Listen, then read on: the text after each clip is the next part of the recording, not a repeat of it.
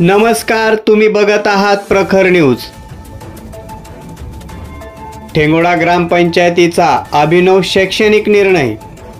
बागलाण तालुक्यातील ठेंगोडे गावातील नागरिकांसाठी एक सुवर्ण संधी मिळाली आहे।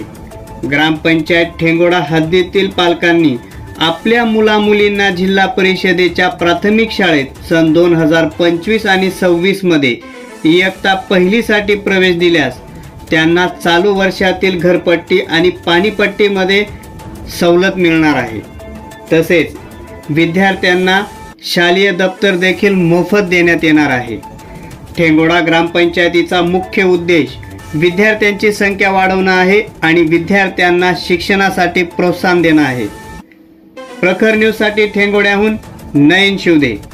आपल्या परिसरातील बातम्यांचे अपडेट जाणून घेण्यासाठी तुम्ही बघत राहा प्रखर न्यूज 24।